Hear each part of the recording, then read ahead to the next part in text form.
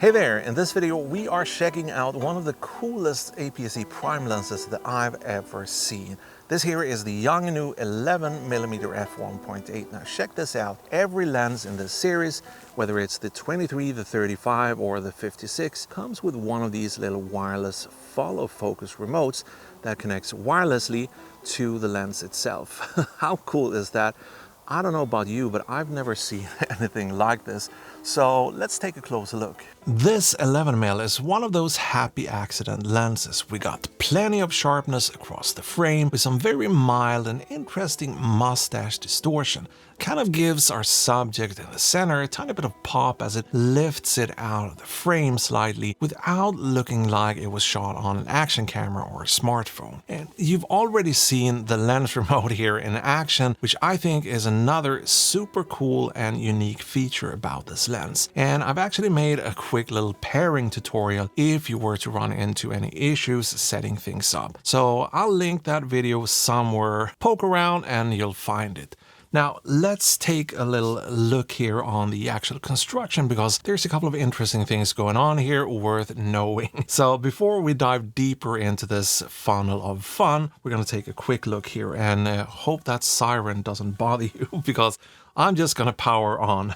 So first things first, we got a nice metal construction with a very smooth turning focus wheel here at the front. This here is a focus by wire lens, so we got some nice 360-degree action going on here. Now, below the focus ring, we got an aperture ring that turns clickless right now, but we can turn the clicks on, and now we have 1/3 of a stop increments here on the clicks. It can be set to this lock mode here if you want to control the aperture from the comfort of your camera. Now, moving things along here, we got this SW switch, which kind of doubles as your AFM switch, but it also toggles the wireless connectivity of the lens itself. Below that, there's a little customizable function button, and if we turn it around, we got our Sony E mount, because this here is the E mount, and most of the samples, or all of the samples really in this video, have been shot with the Sony FX30. But there's also a Nikon Z mount, and rumor has it there's gonna be a Fujifilm X mount version available as well. So right now there's gonna be links for the E and the Z mount version down below if you want to pick one of these up. And as soon as that X mount becomes reality, I'm gonna update and put that in as well. But here we got a nice weather gasket, something we don't see on too many of these affordable lenses. There's a little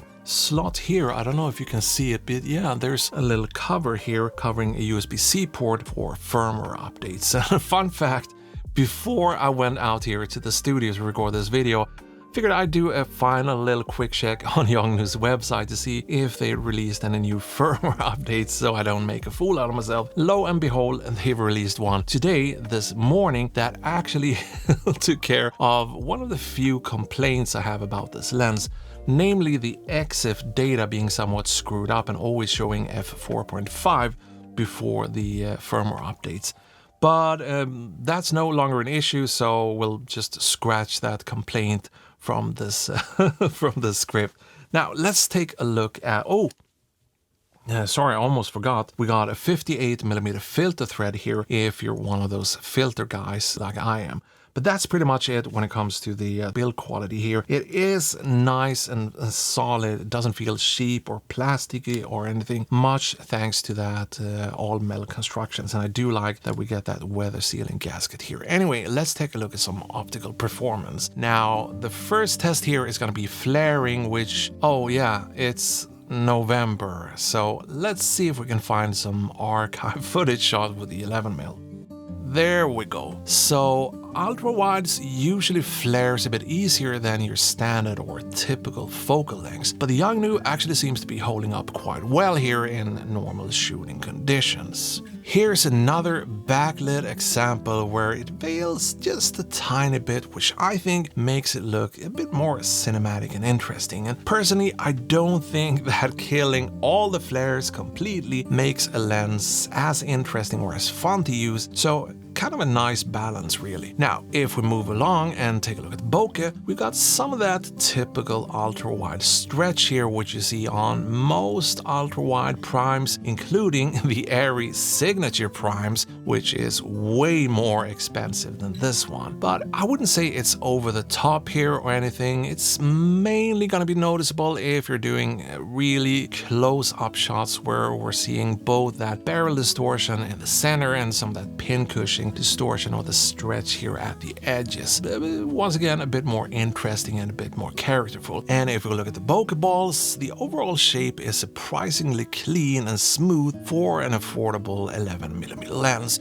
There's no cutoffs here or anything, just that gradual little stretch here at the edges. And if we were to stop down, we can see the 7-blade aperture giving us these heptagons here, I guess they're called, without any weird looking artifacts whatsoever. So even if it's a wide-angle lens, I think the bokeh on this lens is worth exploring and kind of utilizing, whether you want to use it wide open or stop down to get a bit less of that funky look. But I kind of like it. Now, what about the distortion? Well, if we bring up that grid board here once more, where you see the bulging here at the center or the barrel distortion and some stretching or pincushion distortion here towards the edges. But overall, I would say it's still pretty well controlled. I don't see any of that cathedral effect if we're tilting the camera up and down with some fairly straight lines in frame. So personally, I'd say the distortion of this lens is more of a seasoning than a real problem. And by the way, there is lens correction profiles available on Yongnuo's website for both Lightroom and Adobe Camera Raw. None of the sample footage in this video have been corrected for vignetting, distortion, or that sort of stuff. So yeah, anyway, what about test charts? Well, I'm only gonna flash these here real quick for those of you who really likes to look at test charts. If we start with f1.8, things are looking nice and sharp in my opinion. Stopping down to 2.8,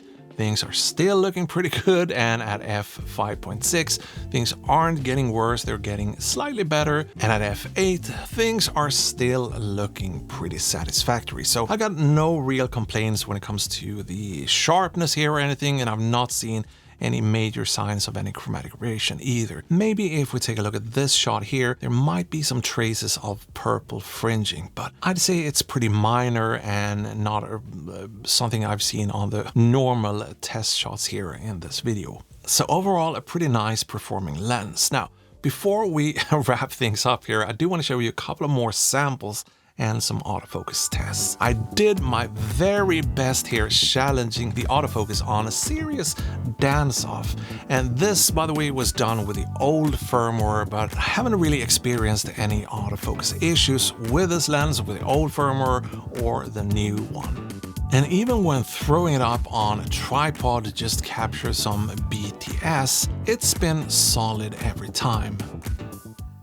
Pulling focus with the tiny little remote is going to be a bit more difficult than a regular follow focus unit, and the cine lenses, we're dealing with a shorter amount of focus through. There's not the same amount of travel for the focus wheel, but I'd still say it's totally usable. And like with any follow focus units and follow focus in general, you just have to put in a tiny bit of work before you kind of become fluent and develop that sixth sense for how much and how fast you're going to be able to rack focus, or you're going to need rack focus when your subject is moving, that sort of stuff. Now, to be honest, I wasn't exactly sure if I was going to like this lens or not. Personally, I'm more comfortable with a 23mm on APS C. I'm more of a 35 kind of guy. But after the first test, when I was out on that location and used this for BTS, and after actually reviewing some of the footage, it kind of won me over slowly but surely. And the fact that you can kind of treat this lens as clean lens if you want to stop it down just slightly, or if you want to get some more character out of it, move in a little closer, shoot wide open, that sort of stuff, kind of seal the deal, like I said, and it makes it a fun and kind of versatile lens for more cinematic stuff, or if you want to use it for real estate, you could do that too. And the fact that it's an f1.8 means that you're still able to get some decent amount of subject separation for an ultra-wide lens. The lens remote is obviously another great and standout feature, and something that makes it pretty unique and interesting in my opinion. Whether you want to use it for making cinematic focus racks for your short films or YouTube videos, what have you. So right now, like I said, it's available for Sony E mount and Nikon Z mount. So those are the links that's going to be available for you in the comment section and in the description down below. But as soon as we see that X mount version, I'm going to try to add that as soon as possible. And remember, if you're having any problems setting this up, take a look at that little tutorial video. Hopefully that should clear things up. But sorry. I think that's gonna be it. So hope you enjoy the sample footage, and if you're thinking about picking one of these up, then well, why not use the links down below to help support me and the family. I really appreciate all of you that do that. So yeah, I guess I'll see you soon. Goodbyes. Oh no, it's gonna run out of road.